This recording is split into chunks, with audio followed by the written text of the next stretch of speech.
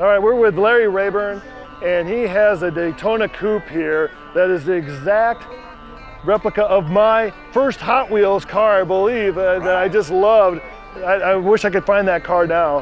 One of my favorites. So I just love the look of this car. Tell us some more about it. Well, I too found the car beautiful lines. The first time I saw one of these was in a movie, actually. Well, I found this car in 2006. A NASA engineer built it, and he was wanting to sell it, and I said I'd like to buy it. So I walked away with it on a sweet deal, and later on I got into vintage racing, and I used this car to get my Vintage Motor Council license racing it up in Hastings, Nebraska.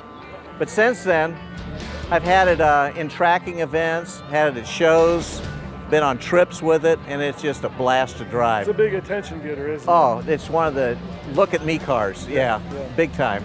Well, can we take a look at the enhanced 302? You bet. What I had done initially, they had a GT40 head on the thing, and I had them take that off and put an Edelbrock head on it with the Performer 2 intake.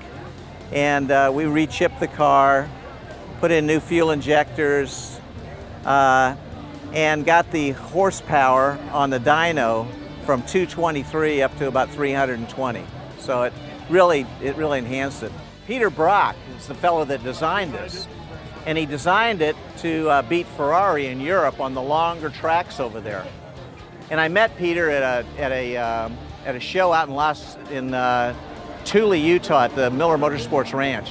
And I was telling him, I says, they're really hot. And he says, it was so hot, he passed out in the car coming into the pits. So it's, they're hot looking, they're hot driving, and they're hot to sit in.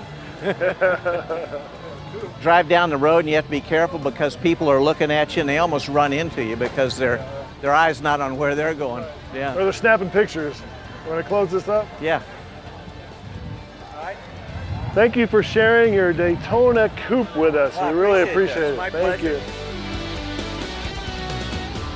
Well, we have in front of us here a barn find by Amos Minter, and he's going to tell us a little bit about it.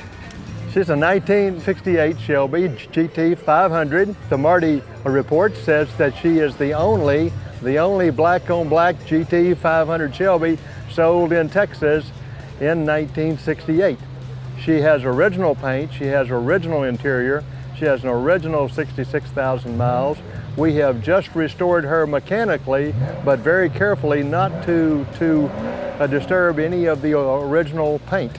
I've owned the car for a long time, and I've had her set back in my great-grandfather's barn for some time. She's definitely a piece of Shelby history. She's an unrestored, untouched car. They're only original once, and she is certainly all original. She has the correct matching number engine, she has a matching number transmission, and she's a totally authentic car. She is that one original and the only black one sold in Texas. Now, where did you find this exactly? The fellow who owned the car used to work for me and used to for a while, and he always talked about the Shelby. We never got to see it. He finally took me down to a Mennonite community way out in the middle of nowhere, and there was the car in the barn. And I fell in love at first sight and bought her on the spot and brought her home, and she hadn't been washed since 1971. So what are your plans for the car in the next few years? I may clean out her windows just a little bit, but I don't plan on, she's worth way too much the way she is because there are no more of these. There's all you want to find of those, but notice there's no one paying attention to that. She's real. She's the way she came. So where do you keep her in your shop? She lives at my home, and she lives under a loosely fitted car cover.